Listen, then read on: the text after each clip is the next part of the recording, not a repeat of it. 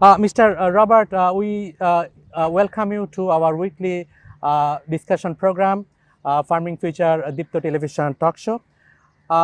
You know that the population is increasing globally, and very recently the milestone of 8 billion people has become a momentum and talk for many of the experts. So do you think that the potential and probability of food security and the growth of population will have some impact in the smallholder community, particularly in the developing countries like Bangladesh? Thank you. Thank you, Arif. It's good to be back on Farming Future Bangladesh. I appreciate your welcome. It's an amazing milestone that we've passed 8 billion people on our planet. And to be that 8th billion person is quite an honor, but also a challenge. And so I would agree with you, the planet does face challenges. What I would say is that in all of history, humankind, we've always been able to produce enough food for the people on the planet. And I would say that continues today, and that will more than likely continue in the future. We've had opportunities like technical advancement, digital revolution, more scientific research and inputs that have always allowed us to produce more and more food.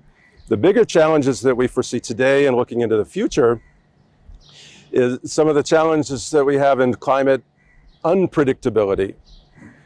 And this is to say that we're having increased droughts. Right. We have increased storm intensity, we have a bit of increased or sporadic flooding, unpredictable cyclones, these sorts of things. And that puts a challenge on a very specific geographic area. And so the challenges of feeding 8 billion people is much more on predictability of natural resources and availability, as well as the distribution of food.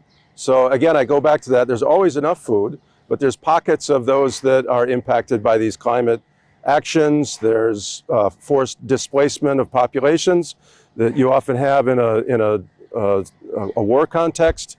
So these are the areas where we have to really focus and come together as a population to ensure the food security on a global scale. I'll get back to you, but before that, Mark, in the introduction, we have mentioned with our audience, with our viewers, that DDT, a very harmful pesticide, has been stacked in Bangladesh, and very recently FAO and Bangladesh government has gained the milestone of getting rid of that harmful confinement we had here. So can you tell us a little bit of that and what success we are foreseeing based on the knowledge and learning we have from this incident? Of course. FAO, together with the government of Bangladesh, formulated a project which is called pesticide risk reduction in Bangladesh. So we've been working across a broad spectrum of issues, and one of the key issues that we dealt with was this large stockpile of DDT that had been stored in a medical sub-depot in Chattogram since 1985. So it's almost 40 years this chemical has been there, and over time it has degraded so that the containers have fallen apart. The powder was released. It was a dry formulation. Some of it was released into the environment when floods hit that location. So this was a very dangerous chemical stored in a very large quantity, 500 tons, in a single location in the middle of the city of Chattogram.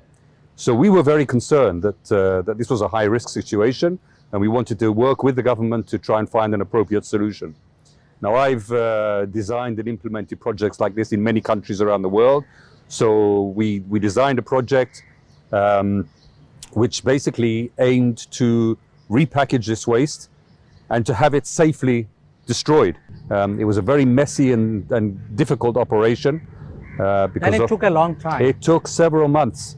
I first came here in 2007, so it's taken 15 years to finalize the operation. But the operation itself started in March of this year and is being completed pretty much as we speak now. The last shipments are leaving Bangladesh. They've gone to port.